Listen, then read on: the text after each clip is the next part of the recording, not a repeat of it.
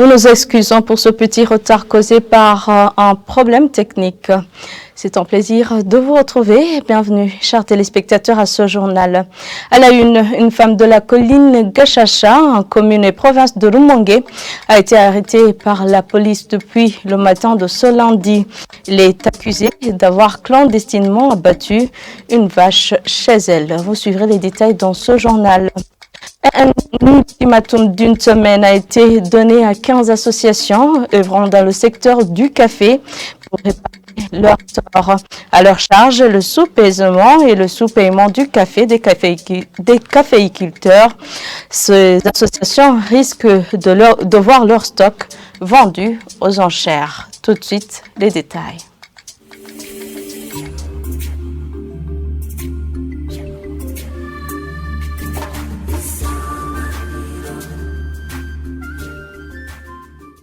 Bienvenue encore une fois, nous débutons ce journal avec la page agriculture. L'amélioration de la qualité et la quantité du café font partie des bienfaits du péage et de la taille de celui-ci. Comme l'indique le directeur général de l'Office pour le développement du café ce mardi, lors plutôt du lancement de la campagne nationale de taille et péage du café sur la colline Gashingue, c'est en commune Musigati de la province de Bubanza, une campagne lancée officiellement par le ministre en charge de l'agriculture et de l'élevage. C'est un reportage signé Armel Moutore. C'est ce mardi qu'a été lancée officiellement la campagne nationale de paillage et de taille du café sur la colline Gashingue de la commune Musigati en province Bubanza. Le directeur général de l'Office pour le développement du café du Burundi explique ici l'importance du paillage du café, notamment l'amélioration de sa qualité. Les techniques de taille de paillage pour le café sont des techniques qui consistent d'abord en l'augmentation de la production de qualité. D'abord, le paillage constitue à garder l'humidité au niveau du sol, mais aussi les produits utilisés pour le paillage deviennent progressivement la matière organique qui est utilisée pour fertiliser le sol. Et c'est au moment où vous savez que le café exige beaucoup d'éléments nutritifs et parmi lesquels il y en a ceux qui doivent provenir de la matière organique et cette dernière provient alors du paillage qui est appliqué. L'important, c'est déjà, mais aussi pour garder l'humidité du sol parce que plus on approche la saison sèche, plus il y a besoin de garder l'humidité, d'où le paillage joue ce rôle est aussi important. Emmanuel Nyungeko indique que la taille du café, quant à elle, aide dans la prévention des maladies du café. L'autre activité, c'est la taille qui consiste en élimination de certains pieds adultes ou bien qui ne produisent plus le café de grande qualité, mais aussi l'élimination des branches qui auraient séché, sans oublier les graines qui ont été piquées par les insectes ou bien qui ont été asséchées par le soleil. Cela juste pour sauvegarder aussi la qualité des arbustes caféiers, parce que quelquefois ces graines peuvent être source de contamination pour différentes maladies. Le ministre en charge de l'agriculture et de l'élevage, qui a lancé officiellement cette campagne nationale, a profité de cette occasion pour rassurer les caféiculteurs quant à la prise en compte et le suivi de leurs préoccupations par le gouvernement du Burundi, entre autres celles concernant l'augmentation du prix au kilo de café. Nous savons bien que toute peine mérite salaire. Combien percevez-vous, s'il vous plaît? Oui, 800 francs par kilo. À part ce prix, nous avons également décidé qu'après chaque récolte, en tenant compte des spécificités de la saison, de nous asseoir avec tous les acteurs du secteur et d'augmenter, si possible, encore le prix. Et c'est pour cette raison que cette saison, nous avons décidé de rajouter au moins 100 francs par kilo de café premium et au moins 50 francs pour le café moyen. Mais au niveau du gouvernement, nous avons fait plus en accordant 150 francs et 75 francs supplémentaires, respectivement pour le café premium et le café de moyenne qualité. Le ministre de l'Environnement, de l'Agriculture et de l'Élevage a terminé sa descente par une visite d'un champ de 5 hectares de multiplication de plants améliorés de café un champ de l'ODK se trouvant sur la colline Ebukinga, en cette même commune de Musigati.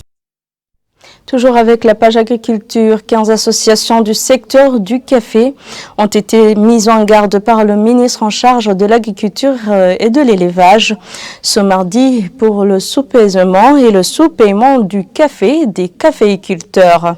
Un ultimatum d'une semaine leur a été donné pour réparer leurs torts, sous peine de voir leur stock de café vendu aux enchères pour indemniser les caféiculteurs. Suivez à ce propos le ministre de l'Agriculture et de l'Élevage. Nous sommes au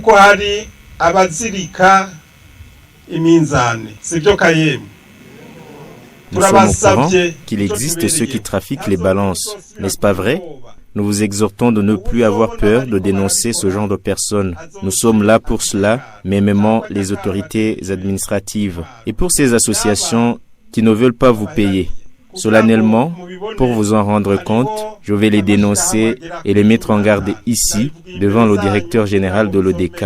Ils sont au nombre de 15. Il y a la Sopro Café Musigati, l'Union Abahizi, la Kokoka, la coopérative Muchoikawa, la coopérative Kanura Tuonekure de Wengero, la coopérative Amajambere Nikawa de Mumba, la coopérative Nyarunazi de Rutegama, la coopérative Ubwiza Bwikawa, la coopérative Duhorere Abarimyi, la coopérative Tuvugirikawa de Mparamirundi, la coopérative Yagikawa de Kayanza, la CCC de Bukeye, la coopérative Kwaranyuzwe de Rubirizi, la coopérative Murima Wisangi de Kayanza et la coopérative Yohorikawa de Ngozi. Ces coopératives portent des noms attrayants, ne vous rendez-vous pas compte?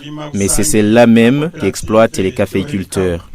Nous leur donnons une semaine pour redresser la situation. D'ici jeudi prochain, nous voulons un rapport qui nous indique comment elles auront rétabli la population dans ses droits. Au cas contraire, le gouvernement se réserve le droit de vendre leur stock de café pour indemniser les caféiculteurs.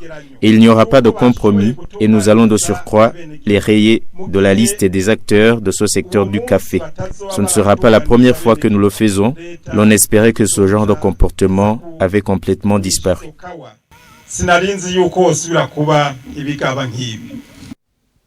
20 véhicules ont été identifiés, 14 autres saisis suite à une fraude par l'Office burundais des recettes EBR. Cela a été déclaré ce mercredi par Jean-Claude Manirakiza, commissaire général de l'EBR, lors d'un point de presse. Il interpelle les propriétaires de ces véhicules de payer dans l'immédiat. Il met également en garde les associations douanières qui n'accomplissent pas bien leur mission. Suivez-le. Le véhicule que vous retrouvez ici derrière moi a fait partie d'une longue liste de véhicules qui ont été dédouanés par fraude. On a déjà identifié 26 véhicules et on a déjà saisi 14. Ces véhicules sont dédouanés ou importés d'une façon très frauduleuse selon un mode opératoire suivant.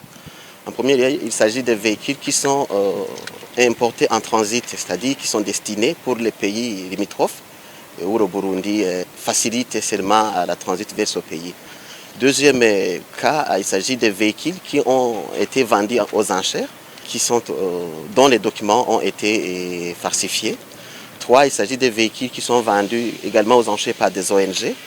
Et d'autres véhicules qui présentement sont des véhicules qui ont été introduits dans notre pays par des invités ayant des plaques internationales, mais qui sont par après immatriculés par notre office, mais d'une façon très frauduleuse. Bon, ces véhicules, on les a saisis, mais reste toujours le propriétaire de ceux qui les ont achetés.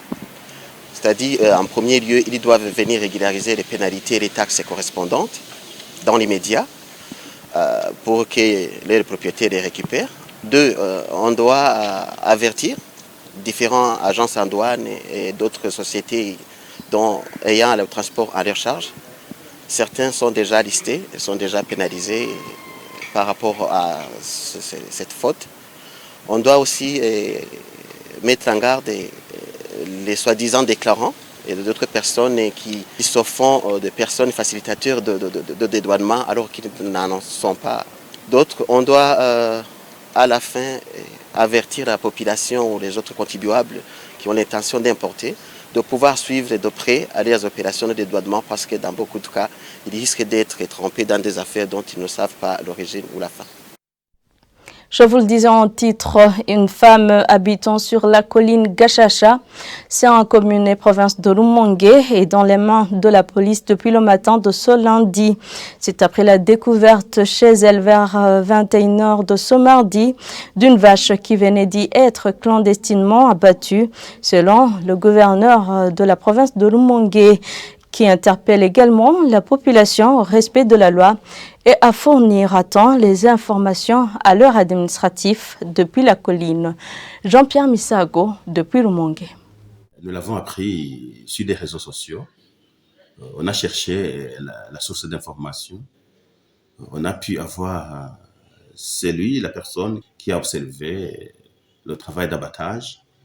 C'est la personne qui nous a guidés jusqu'à l'endroit. Aux environs de 22h, on a constaté que la vache a été abattue dans une maison. Après avoir interrogé le propriétaire, elle s'appelle Madame Espèce, si j'ai bonne mémoire. Elle m'a dit que sa vache a mangé des éléments nocifs jusqu'à ce que la vache n'allait pas peut-être continuer à respirer.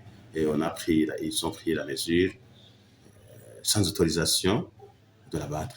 Mais au cours de cette nuit, on n'a pas eu l'essence pour brûler immédiatement la viande qui était entassée dans cette maison. On a mobilisé le comité mixte de sécurité pour rester là pendant la nuit, toute la nuit. Et c'est à ce matin qu'on a été sur le terrain pour brûler en utilisant l'essence. J'ai appelé les services techniques compétents. Tout le monde était là. On a pris la mesure de l'incendier, de le brûler. C'est un travail qui s'est bien déroulé. Mais au cours de cette séance, les OPJ étaient là, ils ont fait leur dossier. C'est là où on a pris la mesure d'amener le propriétaire de la vache qui a été abattu au cachot. C'était Consolateur Nitunga, gouverneur de la province de Rumongue. En actualité internationale en Angola, José Eduardo dos Santos serait décédé d'une mort non naturelle. Les informations tirées sur Africa News indiquent qu'après l'annonce de sa mort ce vendredi, une autopsie a été demandée par sa fille. Elle a jugé la mort de l'ancien président suspecte. Images et commentaires. L'ancien président angolais José Eduardo dos Santos serait décédé de mort naturelle selon les résultats préliminaires de son autopsie qui montrent des problèmes d'insuffisance cardiaque et de surinfection pulmonaire. La fille de l'ancien dirigeant angolais José dos Santos trouvait le décès de son père suspicieux et avait ordonné la tenue d'une autopsie après l'annonce de son décès vendredi. José Eduardo dos Santos était hospitalisé dans une clinique de Barcelone en Espagne depuis un mois. Le lieu des obsèques de l'ancien président reste encore à déterminer. La présidence angolaise souhaite organiser des funérailles nationales pour l'ancien dirigeant, mais elle n'arrive pas à se mettre d'accord avec les proches du défunt qui demandent un enterrement en petit comité en Espagne. Ses filles redoutent une récupération politique de la part du président João Lourenço dans une période décisive en vue des élections générales et présidentielles. Depuis son arrivée au pouvoir en 2017, il mène une lutte contre la corruption, ciblant entre autres la famille dos Santos. Un tribunal espagnol devrait trancher dans la semaine au sujet de la remise du corps de l'ancien président et de son potentiel transfert en Angola. Et voilà, c'est par ici que prend fin ce journal. Merci à tous de l'avoir suivi. Bonne suite des programmes avec la télévision Isanganiro.